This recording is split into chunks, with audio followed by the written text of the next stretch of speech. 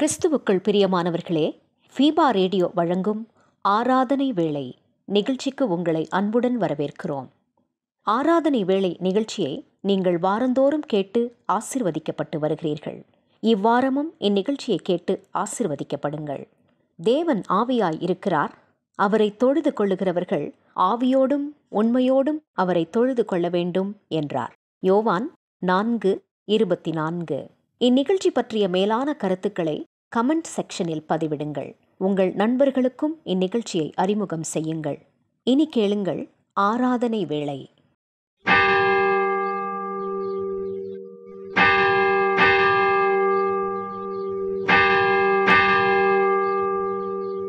ஆராதனை வேளை. நம்முடைய துவக்கம் பிதா குமாரின் பரிசுத்தாவின் நாமத்தில் அடங்கியிருக்கிறது. ஆமேன். கர்த்தரை துதித்து அவருடைய நாமத்தை பிரஸ்தாபமாக்குங்கள்.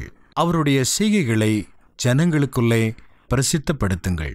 கர்த்தர் எனக்கு செய்த எல்லா நன்மைகளுக்காக நான் அவருக்கு எண்ணத்தை செலுத்துவேன். இரட்சிப்பின் பாத்திரத்தை எடுத்துக்கொண்டு அவருக்கு ஸ்தோத்திர பலிகளை ஏறெடுப்பேன். ஆராதனை வேளை நிகழ்ச்சியில இணைந்திருக்கிற உங்கள் அனைவரையும் அன்போடு வாழ்த்தி வரவேற்கின்றோம். இந்த ஆராதனைக்கு ஆயத்தமாக அனைவரும் தலைவணங்கி ஆண்டவரை நோக்கி ஜெபம் செய்வோம். எல்லா நன்மைகளையும் எல்லா ஆசீர்வாதங்களையும் எங்களுடைய வாழ்விலே கொடுத்து எங்களை ஆசீர்வதிக்கிற நல்ல தகப்பனே, இந்த ஓய்வு நாளின் காலை வேளையில் உம்முடைய மகிமையின் பிரசன்னத்தை பார்க்கும்படியாக நீர் எங்களுக்கு வைத்திருக்கிற நன்மைகளை சுதந்தரிக்கும்படியாக உம்மை நோக்கி பார்க்கின்றோம். இந்த ஆராதனை வேளையை நீர் எங்களுக்கு ஆசீர்வாதமாக்கி தாரும். இந்த ஆராதனையில் நாங்கள் இன்னும் உம்மோடு நெருங்கி சேர, இந்த ஆராதனையில் நாங்கள் இன்னும் உம்மை அதிகமாய் பற்றி பிடிக்க நீர் எங்களுக்கு அருள் தாரும். இந்த ஆராதனை முழுவதும் நீர் பொறுப்பெடுத்து வழி நடத்தும். எங்கள் ஆண்டவர் இயேசு கிறிஸ்துவின் இன்ப நாமத்தில் தாழ்மையாய் இந்த ஜெபத்தை ஏறெடுக்கின்றோம் நல்ல பிதாவே, ஆமேன். நாம் ஆண்டவரை துதிக்கும் வண்ணமாக அனைவரும் இணைந்து கிறிஸ்து சபை பாமாலைகளில் ஆண்டவா பிரசன்னமாகி ஜீவன் ஊதி உயிர்ப்பியும் என்கிற பாடலை பாடுவோம்.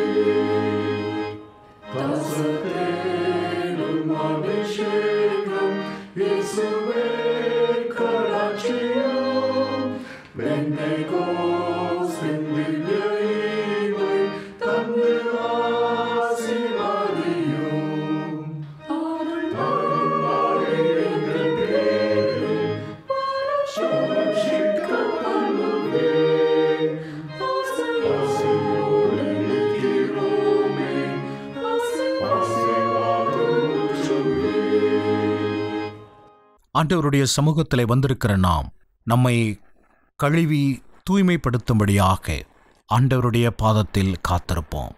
ஆண்டவர் நம்மை கழுவ விரும்புகின்றார். நம்முடைய பாவங்களை மன்னித்து நம்மை மகிமைப்படுத்த விரும்புகின்றார். விழுந்து கிடக்கிற நம்முடைய வாழ்வை, சோர்ந்து கிடக்கிற நம்முடைய எண்ணங்களையும் உணர்வுகளையும் தட்டி எழுப்பி புதிய கிருபைக்கு நேராய் நடத்த விரும்புகின்றார். ஆகவே ஆண்டவருடைய பிரசன்னத்தில் நிற்கிற நாம் நம்முடைய பாவங்களை, நம்முடைய குற்றங்களை அறிக்கை செய்வோம். ஆண்டவருடைய திருவசனம் திரும்ப திரும்ப நமக்கு எச்சரிப்பு கொடுக்கிறது. மனம் திரும்புங்கள், பரலோக ராஜ்யம் சமீபமாயிருக்கிறது. மனம் திரும்புங்கள், பரலோக ராஜ்யம் வெகு சமீபம். ஆண்டவருடைய ராஜ்யத்திற்குள் பிரவேசிக்க காத்திருக்கிற நாம் பாவங்களோடு, அசுத்தங்களோடு, தீமையான உணர்வுகளோடு காலடி எடுத்து வைக்க முடியாது. ஆகவே நம்மை கழுவும்படி, நம்மை சுத்திகரிக்கும்படி மனத்தாழ்மையாய் ஆண்டவருடைய சமூகத்தில் காத்திருப்போம். நம்முடைய பாவங்களை அறிக்கை செய்வோம். நம்முடைய பாவங்களை மன்னிக்கிற ஆண்டவர் நம்மை வா என்று அழைக்கின்றார். வா பாவி, மழைத்து நில்லாதே வா. நீ பாவம் செய்தவள் என்று எனக்கு தெரியும். தயங்கி நிற்காதே, நீ வா என்று அழைக்கிற ஆண்டவரிடத்தில் நம்முடைய பாவங்களை அறிக்கை செய்வோம். ஆண்டவரே, நாங்கள் உம்முடைய பிள்ளைகள் என்று சொல்லி அடையாளப்படுத்தி, கிறிஸ்தவர்கள் என்கிற அடையாளத்தை பயன்படுத்தி வாழ்ந்து வருகிறோம். ஆனால் உம்முடைய பண்புகளும் உம்முடைய தன்மைகளும் பல நேரங்களில் எங்களில் இல்லாதிருப்பதைக் கண்டு மனம் வருந்துகின்றோம். நீர் எங்களுக்கு கொடுத்த கட்டளைகளை கடைபிடிக்க பல நேரங்களில் தவறிவிடுகிறோம். நீர் எங்களுக்கு சொன்ன வார்த்தைகளை பல நேரங்களில் நாங்கள் செய்யாமல் இருந்திருக்கின்றோம்.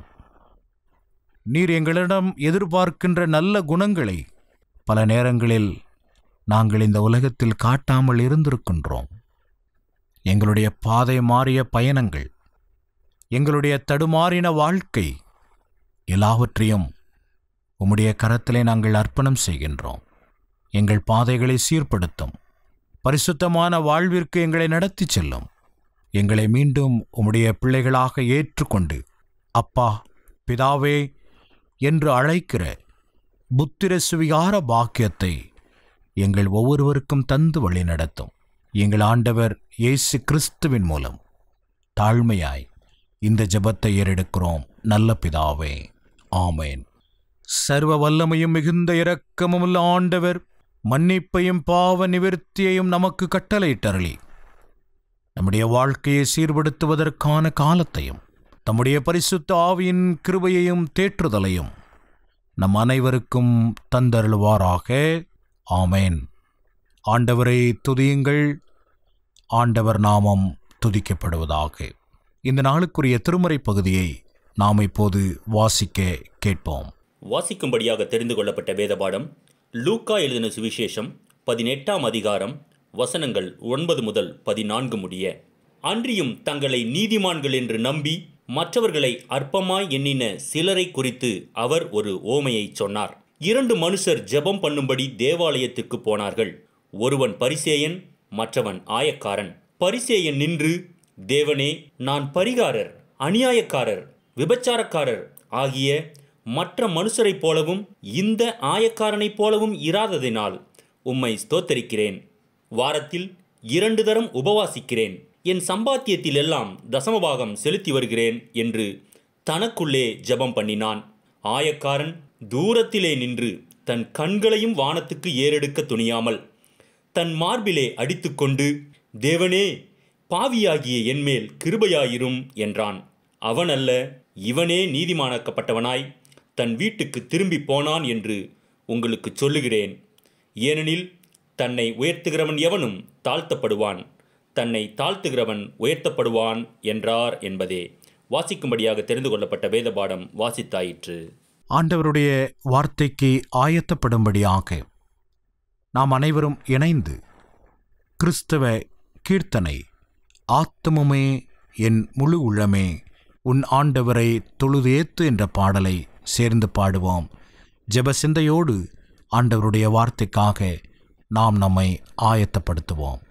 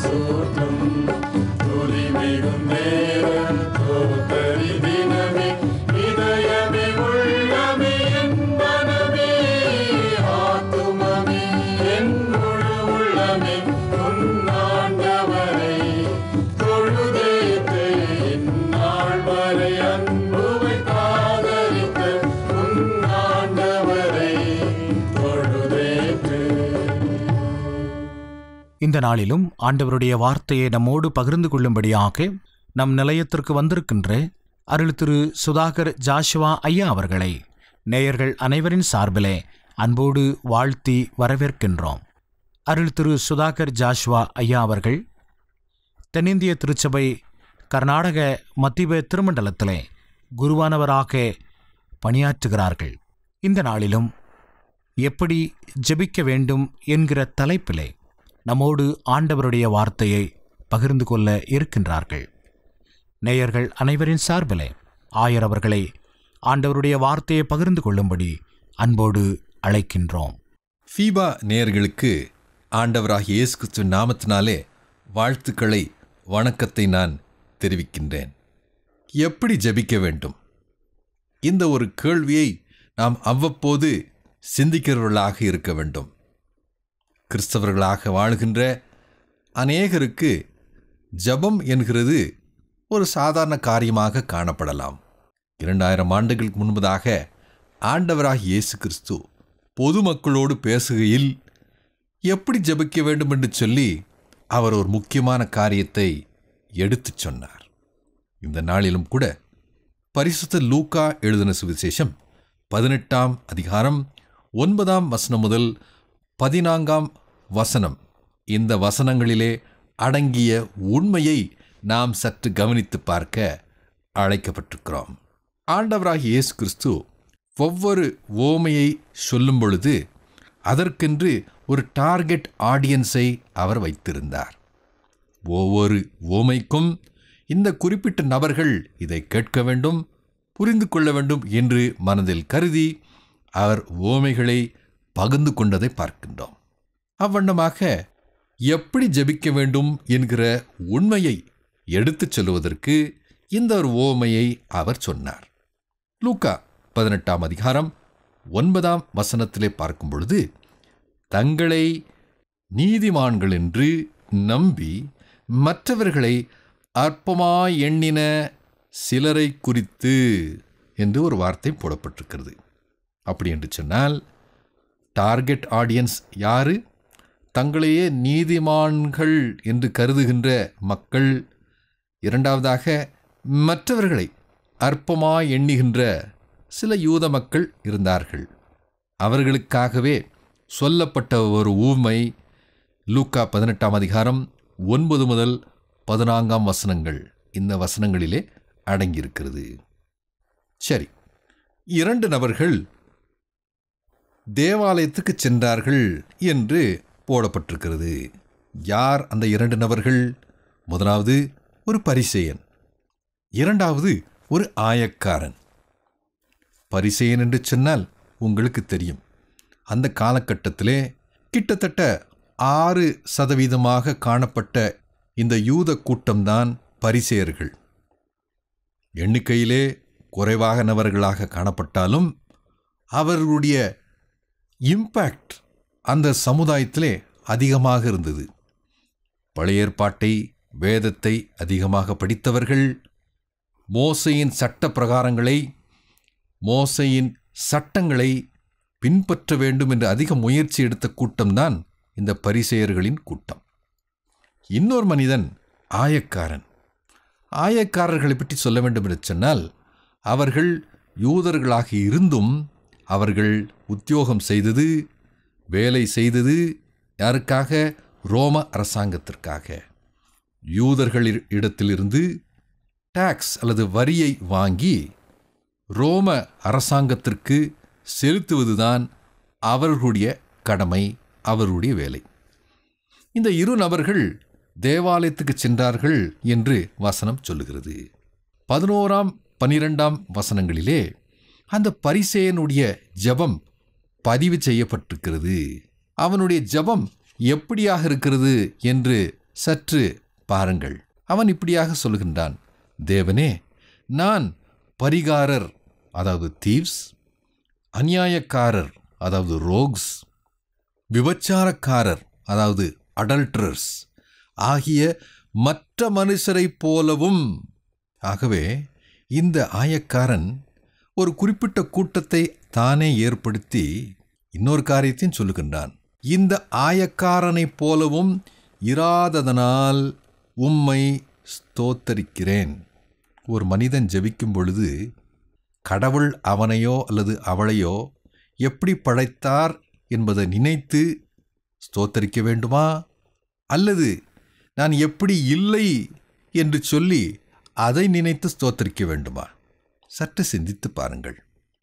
இவன் பரிகாரர், அநியாயக்காரர், விபச்சாரக்காரர், மற்ற மனுஷரைப் போல் இல்லை என்று அவன் நினைத்து அதற்குள் அவனுக்கு ஒரு பெருமை வருகிறதை பார்க்கின்றோம். a kind of a spiritual pride என்று சொல்லலாம். அவனுக்குள் ஒரு பெருமை, அதை ஒரு ஜெபமாக அவன் ஆண்டவருக்கு முன்பாக அவன் செலுத்துகிறான். ஆண்டவரை இந்த காரியத்தை சொல்லி ஸ்தோத்தரிக்கின்ற ஒரு பரிசேயனாக அவன் காணப்படுகின்றான். அது மட்டுமா, அவன் இன்னொரு காரியத்தையும் 12ஆம் வசனத்திலே சொல்லுகிறதை நாம் பார்க்கின்றோம். அவன் என்ன சொல்லுகின்றான்?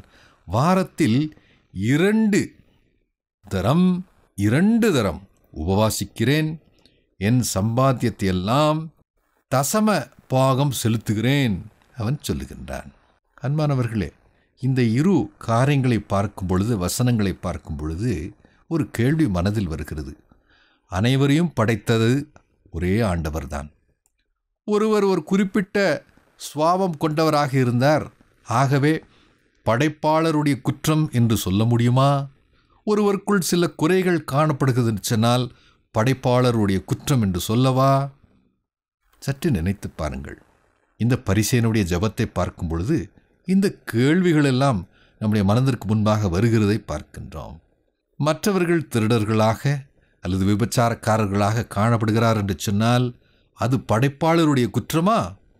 அப்படி என்று சொன்னால் படைப்பாளரையே பார்த்து நாம் குற்றம் சாட்ட முடியுமா?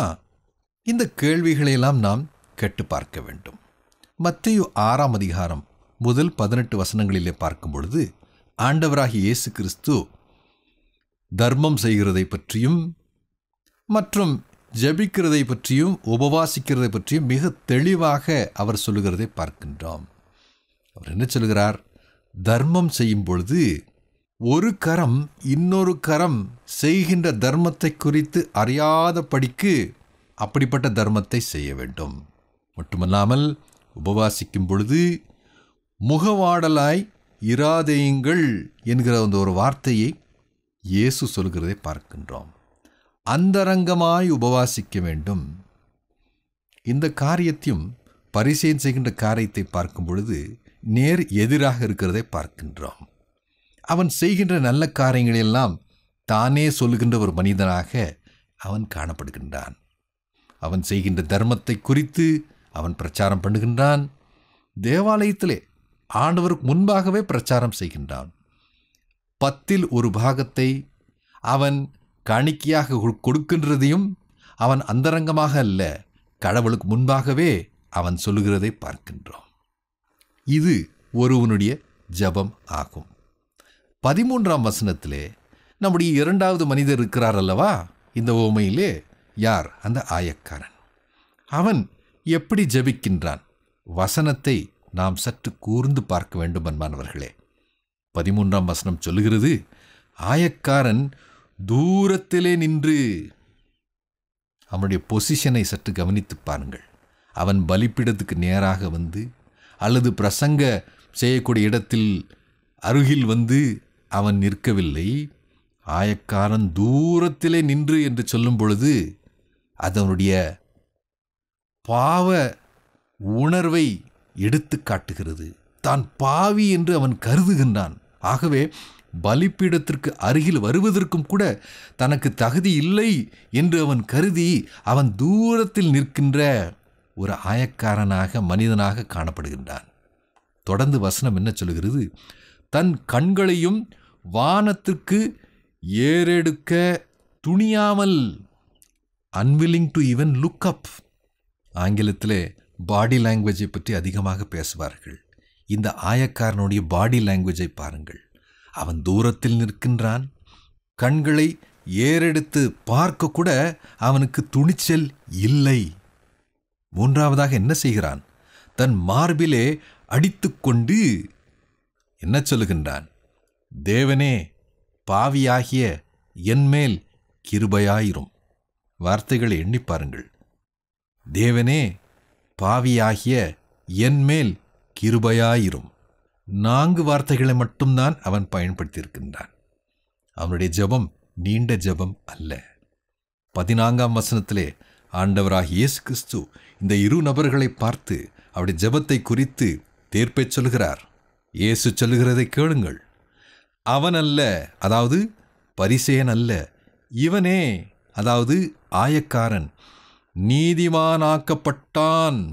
நீதிமானாக்கப்பட்டவனாய் தன் வீட்டுக்கு திரும்பி போனான் என்று உங்களுக்கு சொல்லுகிறேன் என்று ஆண்டவர் தீர்ப்பை கொடுக்கிறதை பார்க்கின்றோம். இந்த தீர்ப்பை பார்க்கும் பொழுது பொதுவான யூத மக்களுக்கு மனதிலே ஒரு கேள்வி எழும்பியிருக்கலாம். பரிசேயனிடத்தில் என்ன குறை? மோசேயின் சட்டப்பிரகாரமாக செய்ய வேண்டியதெல்லாம் செய்திருக்கிறானே என்று நாம் நினைக்கலாம். ஆனால் ஒருவன் நீதிமானாக்கப்பட வேண்டும் என்று சொன்னால் தகுதி என்னவென்று சொல்லி 14ஆம் வசனத்தில் 2வது பகுதியில் வர்ணிக்கப்பட்டிருக்கிறது.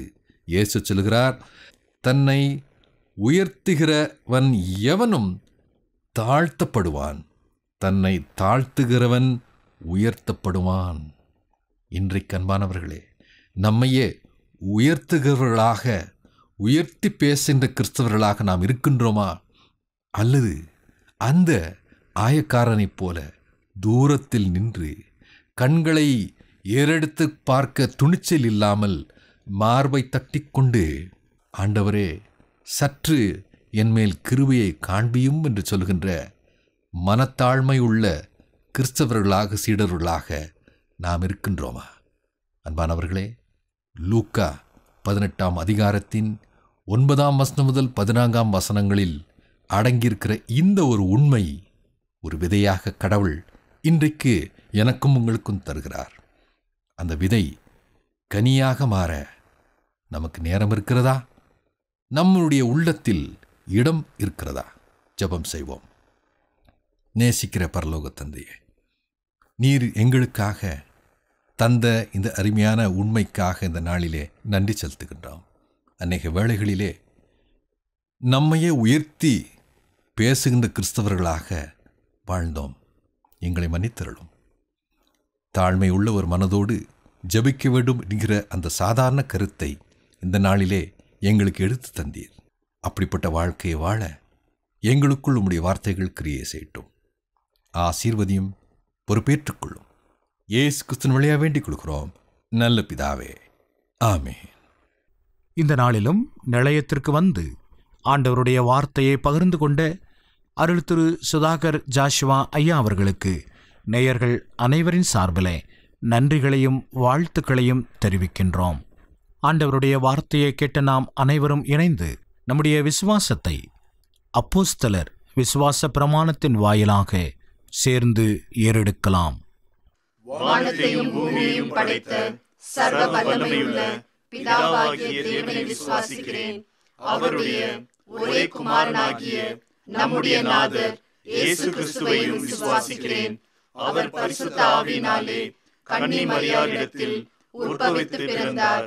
பொந்தியு பிலாத்துவின் காலத்தில் பாடுபட்டு சிலுவையில் அறையுண்டு மரித்து அடக்கம் பண்ணப்பட்டு பாதாளத்தில் இறங்கினார். மூன்றாம் நாள் மரித்தோரிடத்திலிருந்து எழுந்தருளினார். பரமண்டலத்துக்கு ஏறி சர்வ வல்லமையுள்ள பிதாவாகிய தேவனுடைய வலது பாசத்திலே வீற்றிருக்கிறார்.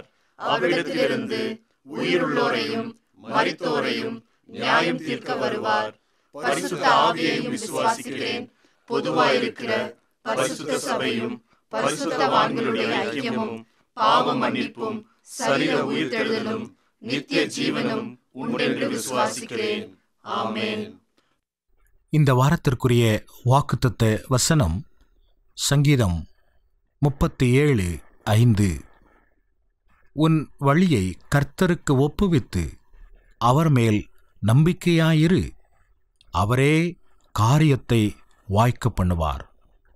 அவரே காரியத்தை வாய்க்க பண்ணுவார். நம்முடைய முயற்சிகள், நம்முடைய எதிர்பார்ப்புகள் வெற்றியாய் மாற ஆண்டவர் நம் அனைவருக்கும் கிருபை தருவாராக. ஆமென். மீண்டுமாக நாம் அனைவரும் இணைந்து கிறிஸ்து சபை பாமாலை நல்மீட்பர் இயேசு நாமமே என்ற பாடலை பாடுவோம்.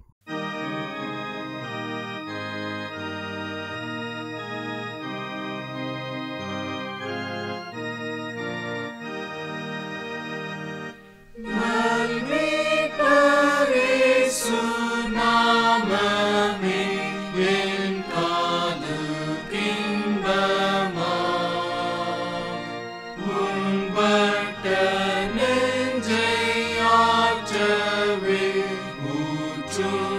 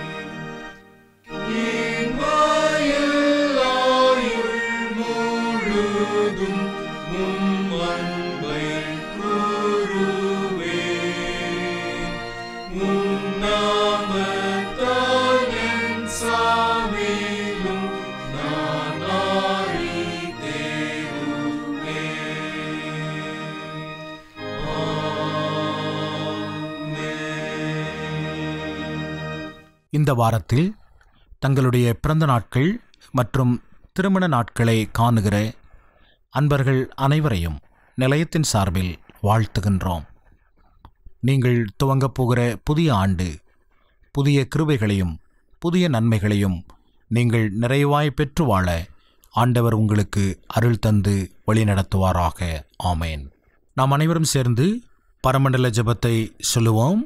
பரமண்டலங்களில் இருக்கிற எங்கள் பிதாவே, உம்முடைய நாமம் பரிசுத்தப்படுவதாக, உம்முடைய ராஜ்யம் வருவதாக, உம்முடைய சித்தம் பரமண்டலத்திலே செய்யப்படுவது போல பூமியிலேயும் செய்யப்படுவதாக. எங்களுக்கு வேண்டிய ஆகாரத்தை எங்களுக்கு தாரும். எங்களுக்கு விரோதமாய் குற்றம் செய்கிறவர்களை நாங்கள் மன்னிக்கிறது போல எங்கள் குற்றங்களை எங்களுக்கு மன்னியும். எங்களை சோதனைக்கு பிரவேசிக்க பண்ணாமல் தீமையை ரட்சித்துக் கொள்ளும்.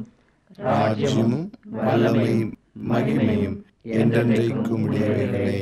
ஆமென். ஜெபம் செய்வோம். அன்பும் கிருபையும் இரக்கமும் நிறைந்த நல்ல தகப்பனே, நீர் ஆசீர்வாதமாக கொடுத்த இந்த ஓய்வு நாளின் ஆராதனைக்காக நாங்கள் நன்றி சொல்லுகின்றோம்.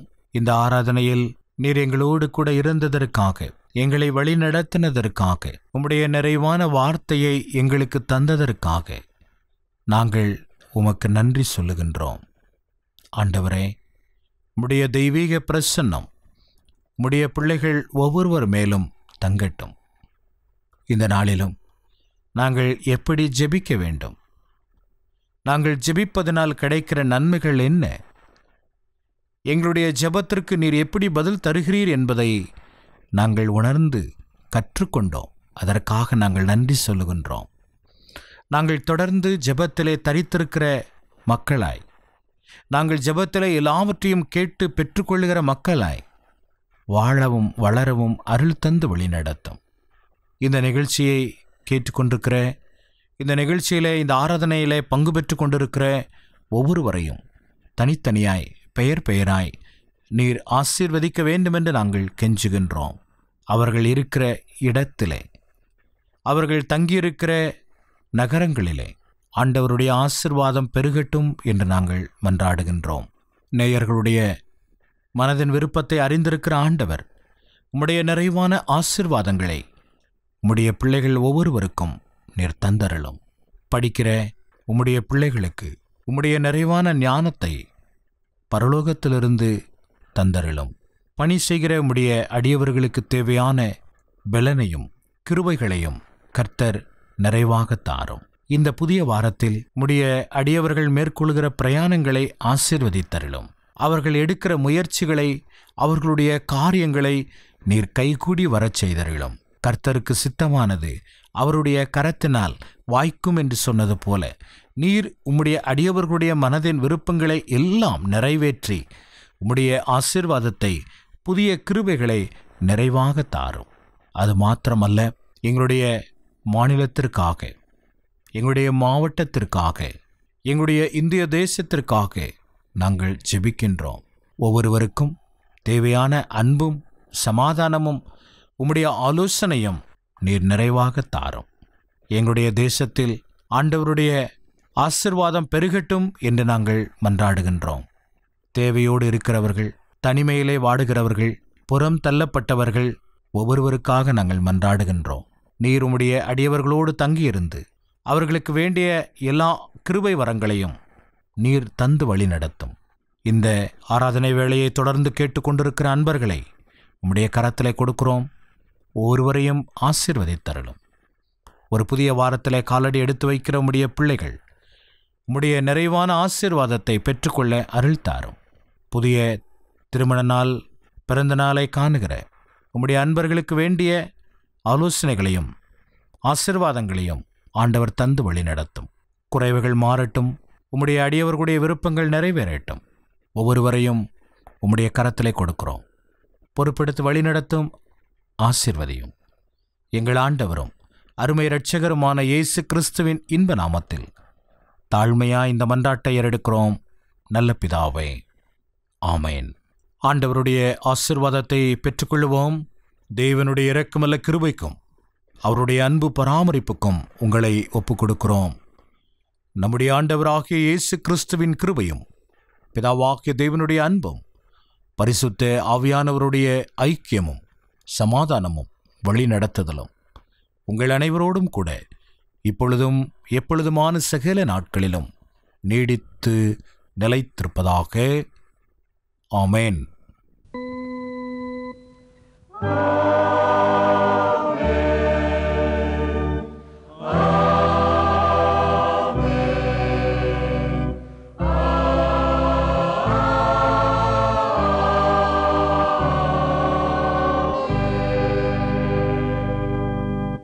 ஆராதனை வேளை நிகழ்ச்சியிலே பங்கு பெற்ற நேயர்கள் அத்தனை பேரையும் ஆண்டவர் இயேசுவின் நாமத்தில் வாழ்த்துகின்றோம். இந்த நிகழ்ச்சி உங்களுக்கு ஆசீர்வாதமாக பயனுள்ளதாக இருந்திருக்கும் என்று கர்த்தருக்குள் நம்புகிறோம். இந்த நிகழ்ச்சி குறித்து உங்களுடைய ஆலோசனைகளையும் உங்களுடைய கருத்துக்களையும் எங்களுக்கு எழுத மறவாதீர். இந்த நிகழ்ச்சியை நீங்கள் மற்றவர்களுக்கும் அறிமுகப்படுத்துங்கள். மற்றவர்களுக்கும் ஆசீர்வாதமாக நீங்கள் மாறுங்கள் என்று உங்களை அன்போடு கேட்டுக்கொள்கின்றோம். மீண்டும் அடுத்த நிகழ்ச்சியில் உங்களை சந்திக்கும் வரை உங்களிடமிருந்து விடைபெறுவது உங்கள் ஆயர் அருள் திரு ஜெயமணி. நேயர்களே, மீண்டும் நினைவூட்டுகிறோம், நீங்கள் ஃபீபா ரேடியோவின் நிகழ்ச்சிகள் பற்றிய தகவல்களை அறிந்து கொள்ள விரும்பினால் டிஸ்கிரிப்ஷனில் கொடுக்கப்பட்டுள்ள லிங்கை கிளிக் செய்யுங்கள். மேலும் நீங்கள் எங்களோடு தொடர்பு கொள்ள விரும்பினால் டிஸ்கிரிப்ஷனில் கொடுக்கப்பட்டுள்ள அலைபேசி மற்றும் தொலைபேசி எண்களை தொடர்பு கொள்ளலாம். வாழ்த்துக்கள் கூறி விடை பெற்றுக் கொள்கிறோம். வணக்கம் நேயர்களே.